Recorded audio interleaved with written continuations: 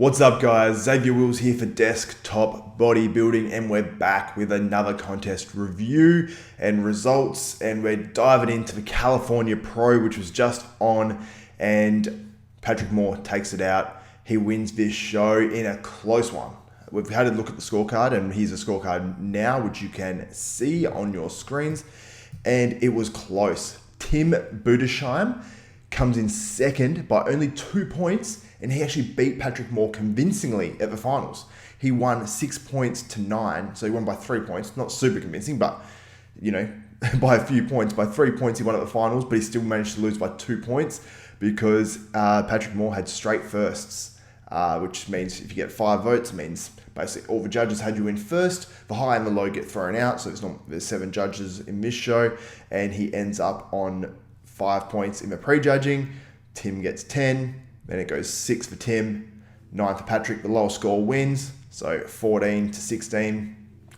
Patrick Moore wins, and we're going to delve into that and figure out what was the right decision, because the judges couldn't decide really. They decided in the end, but some judges had Patrick winning, some had Tim winning, and some had Tim winning at finals, and they didn't have him winning at prejudging. So I assume, by the photos we're going to go by, the prejudging photo. So assuming by the judges' scorecards, Tim got better at finals as well. So that's the interesting thing, and that's the thing you want to take note of as well when we go through this. But we're going to go and talk about a few dudes that were a little bit further down the lineup, and we had Silvio Samuel. He comes in at 12th spot here, and seeing a video that Jay Cutler did, I think it was just yesterday or the day before, he put up, Silvio is actually heavier. He claims he's 228, and he's heavier than he used to be when he competed back in the day when he placed top 10 in the Olympia.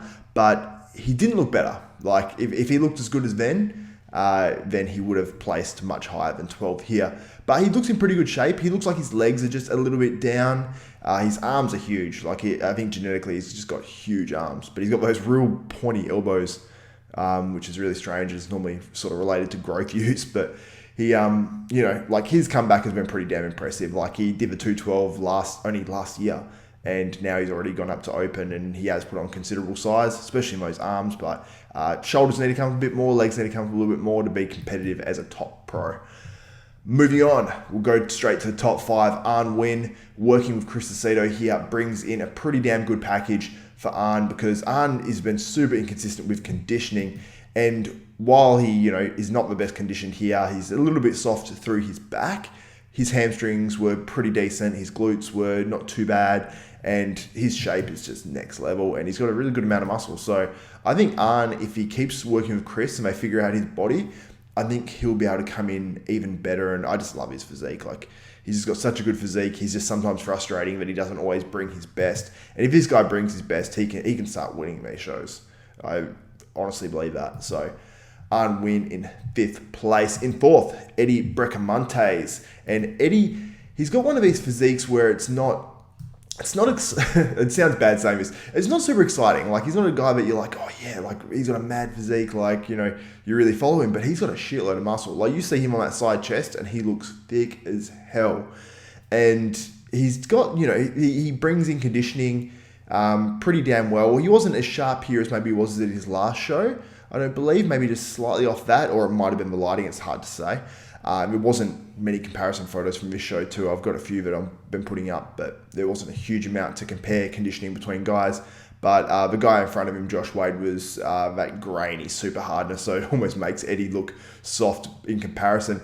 And one thing I've noticed about Eddie Brecamontes as well is through his actual abdominals, they're a little bit softer, especially compared to his intercostals and serratus, as you can see here. And that sort of suggests sometimes that maybe like it's a cortisol sort of thing, because I've had the same issue myself with my physique. So he might have, a bit of a cortisol issue or something like that. It's pretty common these days with guys doing a huge amount of stimulants and obviously overworking yourself for a contest. That's sort of something that's bound to happen with quite a few guys. 3rd place, Josh Wade. There's not too much to say about this guy. We talked about him in the last contest wrap-up with the New York Pro. He just comes in grainy hard, like stupid, grainy hard.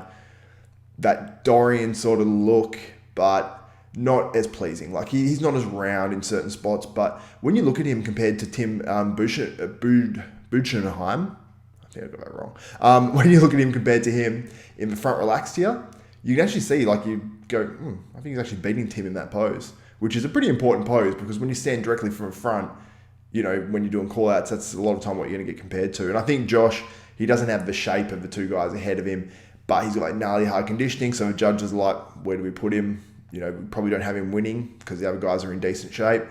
He's a bit harder, but his shape just isn't as good and doesn't flow as well. But I love guys like this. He seems like a good dude. He won his pro card as a Masters and he's doing really well, which is awesome to see. So he won his pro card at 40 plus. So pretty damn cool.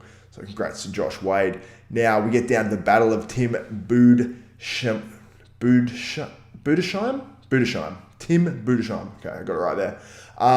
Battle between him and Patrick Moore, first place. And like I said before, it was a close one. And you can see a bit of a comparison video here. And there wasn't really much in terms of video. Couldn't find anything on YouTube. I found this on Instagram actually and saved it. But yeah, you can see it's damn close. You'd probably have to give the edge on conditioning to Tim. But where Patrick might have won is maybe some of that crazy thickness through his arms. But we'll talk more about Tim. Tim has a great physique. He looks really balanced. When you see him hit his front most muscular, he looks just crazy good. When he turns to the back, he actually was strategic in this show. When you come out and you do your free posing at pre-judging, you come out and you do X amount of poses and then, you know, walk off. He didn't hit any back shots. So I think that's smart. Even though his condition is decent from the back, his back isn't to the level of his other body parts, basically. So he was very strategic, smart in doing that. But when you get compared, obviously you see that. And Patrick Moore, let's move on to him. He has a super wide back. Not as hard as Tim, but super, super wide. He's got some freaky arms. When you see him with side tricep shot, he just looks like, it looks fake. Like it looks genuinely fake. And they don't look like their arms that are stupid jacked up with synthol or something like that. Who knows, there might be something in there, but it doesn't look like that, you know? So Patrick Moore has just a crazy physique. Some of the shots he hits just like his front double bicep, it almost doesn't flow as well because his arms are too big. And maybe he needs, I don't know what it is, if he needs a little bit more lats from the front or something like that to make it flow better because his arms just look so stupid, ridiculously big.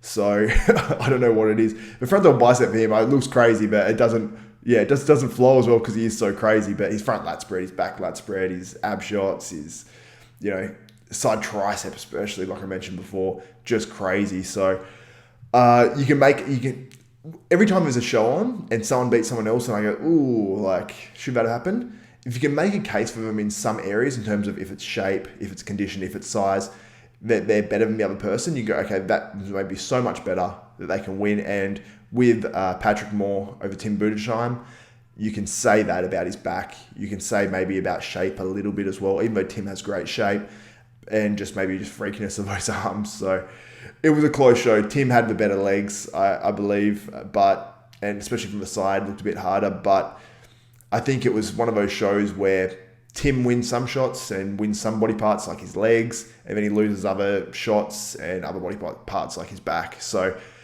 it's an interesting one, guys. I want to find out what you guys think about the show. Did you think it was the right decision putting Patrick Moore in first because he wasn't quite as crisp? And he didn't have his big legs, but he did have some other freaky body parts like his arms and looked better in some other poses. So I want to find out, was it the right decision? Would you have had Patrick Moore or Tim Budesheim? Put it in the comments, guys. And guys, if you like these videos, please give me a thumbs up and please subscribe. Subscribe to the channel and you'll get daily videos, heaps of bodybuilding content and all the breaking news. So guys, thank you so much. Also, click that bell when you subscribe as well so you get notified of all my videos. That's it for another episode of Desktop Bodybuilding. I'm Xavier Wills and I am out.